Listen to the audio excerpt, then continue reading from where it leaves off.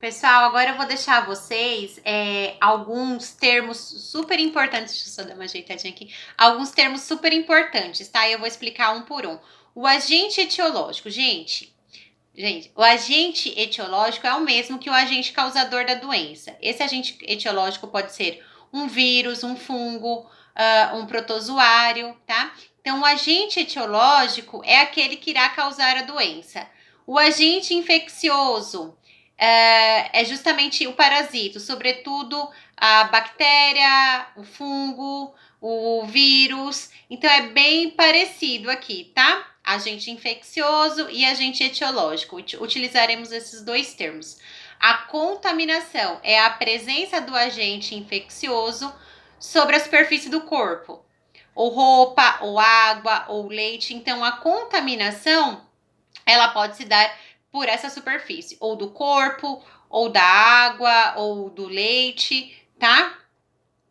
Epidemiologia. Gente, a epidemiologia é o estudo de determinada doença prejudicial aos seres vivos. Então, a epidemiologia ela está relacionada ao estudo, né, ao levantamento aí de índices de uma determinada doença transmissível, o quanto ela afeta uma determinada população.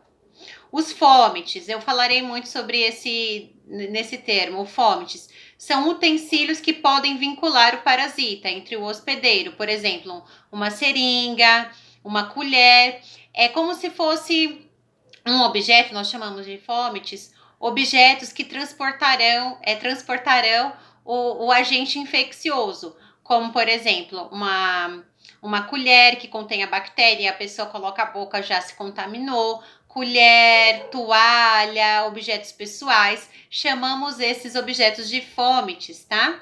A fonte de infecção é a pessoa ou a substância pela qual um agente infeccioso passa diretamente a um hospedeiro, tá? Como eu disse para vocês, o hospedeiro é o homem ou animal que vai abrigar a doença, tá? E esse hospedeiro, o que vai determinar a gravidade da doença são justamente as condições prévias de saúde do indivíduo. Então, por isso que em algumas pessoas a doença é tão nociva mais do que as outras. Depende aí da questão da saúde do hospedeiro, tá? Esse hospedeiro, ele tanto pode ser um animal, como ele pode ser o humano propriamente dito, tá? A infecção, chamamos de infecção a penetração, a desenvolvimento ou a multiplicação de um agente infeccioso no homem. Então, chamamos de infecção quando esse agente infeccioso ele penetra no organismo do homem e vai desencadear uma série de respostas, aquelas lá, algumas delas eu já dei o exemplo no início para vocês, tá? Deixa eu só arrumar aqui, desculpa, tá, gente?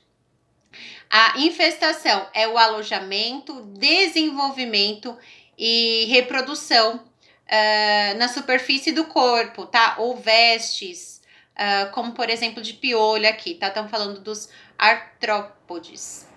Isolamento é a segregação de pessoas infectadas durante um período de transmissibilidade da doença. E isso a gente está sabendo bem durante aqui o período de isolamento da Covid-19, onde as pessoas que estão durante um período de transmissibilidade, um período em que ela pode transmitir a doença, ela precisa ficar isolada para que a gente possa reduzir ao máximo de pessoas contaminadas, tá?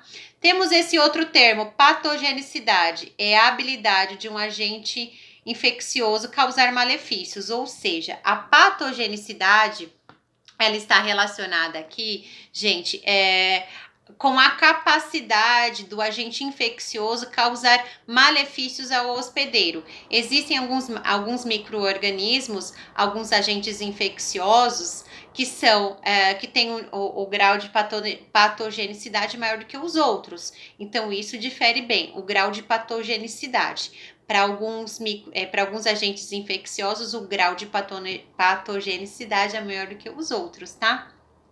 O período de incubação é o intervalo decorrente entre a penetração do germe patogênico no organismo e o aparecimento dos primeiros sintomas clínicos. Então, muitas vezes, o hospedeiro, ele tem ali em seu organismo, né, um agente infeccioso, ele entrou em contato com o agente infeccioso, só que esse agente infeccioso, aquela bactéria que hoje nós estamos falando de bactéria, ela fica ali dormindo, ela fica quietinha. Chamamos esse período de incubação, até que essa bactéria comece a apresentar os seus sinais, né? Até que ela comece a apresentar algumas reações no organismo, tá? Deixa eu ver aqui. Vamos falar agora sobre a profilaxia. Gente, o que são medidas de profilaxia? A profilaxia ela está relacionada à prevenção dessas doenças causadas pelos agentes infecciosos. Medidas de profilaxia. Eu ensinarei para vocês, depois gravarei um vídeo a ensinar a lavagem das mãos em ambiente hospitalar. Porque, segundo a Organização Mundial da Saúde, o meio mais eficaz de evitarmos doenças infecto-contagiosas é através da lavagem das mãos. Então, a lavagem das mãos é um meio de profilaxia, né? Para eliminarmos os agentes infecciosos, as bactérias, os vírus, os fungos e protozoários. Então, realizamos aí a lavagem das mãos conforme a técnica, porque é uma medida de profilaxia, a lavagem das mãos, medidas de higiene como o banho, né, gente? Durante o banho nós nos isentamos, nós mandamos embora possíveis bactérias, possíveis vírus que estejam na superfície do nosso corpo, então não deixa de ser uma medida de profilaxia. A higiene do ambiente, né? Um ambiente que contenha muita sujidade, que tenha muita partícula de poeira, que não tenha devida ventilação, existe uma probabilidade maior das bactérias, por exemplo, se alojarem ali. As bactérias grudam em partículas de poeira e não saem daquele local. Então falamos que a higiene do ambiente ela também conta muito. A higiene dos alimentos também, uma vez que os alimentos eles podem transmitir muitas doenças causadas por bactérias, por vírus, sem falar também, gente, o que é muito importante na questão da profilaxia, né, das doenças, são as medidas de saneamento básico, o tratamento da água, o manejo adequado do lixo para que essas possíveis bactérias não fiquem expostas no ambiente, isso também é muito importante, tá? Então, vamos falar do reservatório, mais um termo aqui a apresentar a vocês. Isso tudo depois eu vou passar, tá? São homens, animais, plantas, onde se multiplica o agente infeccioso. Então, o hospedeiro é o homem, única e exclusivamente, pode ser o homem ou o animal que vai abrigar o agente infeccioso. E aqui no caso, o reservatório pode ser planta, pode ser qualquer matéria orgânica, tá? A poluição é a presença de substâncias nocivas no ambiente, onde pode aumentar a probabilidade da contaminação ali do contato com o agente infeccioso. E a virulência é a capacidade que esse agente infeccioso tem de causar malefícios ao organismo, ou seja, alguns agentes infecciosos eles têm o seu potencial de virulência maior do que os outros. Então, algum vírus, alguma bactéria, às vezes, umas causam mais danos ao organismo do que as outras, porque elas têm um potencial de virulência maior do que as outras, tá? E a transmissibilidade desses agentes infecciosos, como que pode acontecer? Diretamente, tá? Através de gotículas ao falar, ao tossir, ao beijar, ao espirrar. E por via indireta, então temos a forma direta, que é através das secreções, né, da tosse, da fala, do espirro, do beijo, secreções lacrimais, ou indireta, por fomites contaminados. E o que são fomites contaminados? São objetos contaminados, ou pela água, ou pela injeção, tá? Hospedeiro definitivo é aquele em que o parasita alcança a forma adulta e se desenvolve na sua forma sexuada, tá? Então, ele tem o homem como seu hospedeiro definitivo e aí esse parasita ele ocupa ali esse hospedeiro que é o homem. Temos o hospedeiro intermediário, é aquele em que o parasita se encontra na forma alavária que se desenvolve como caramujo, tá? Que causa a esquistossomose, tá ok?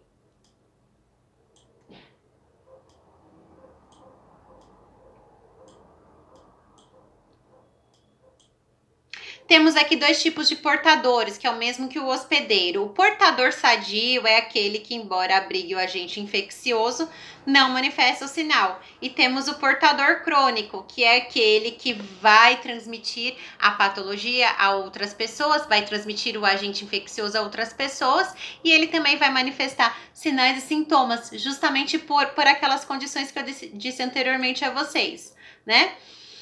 Porque às vezes a pessoa ela já tem um quadro de hipertensão, ela tem uma imunidade mais baixa, então tudo isso vai favorecer a gravidade do caso, tá? Pessoal, outra coisa que eu disse pra vocês lá no outro vídeo, mas eu acho muito importante frisar, que o nosso organismo ele é muito inteligente. A presença do vírus, a presença da bactéria, ele vai criar uma série de reações para tentar combatê-lo. Então, por isso que é muito importante nós ficarmos atentos aos sinais. Dores, gente, toda dor presente no organismo é um indicativo que algo não vai bem. Então, se eu me infecto por uma bactéria ou por um vírus, eu poderei ter uma dor específica, principalmente onde esse agente infeccioso abriga. Por quê? A dor é um mecanismo que o seu cérebro tem de lhe mostrar que algo não vai bem. Então, logo, nenhuma dor deve ser ignorada.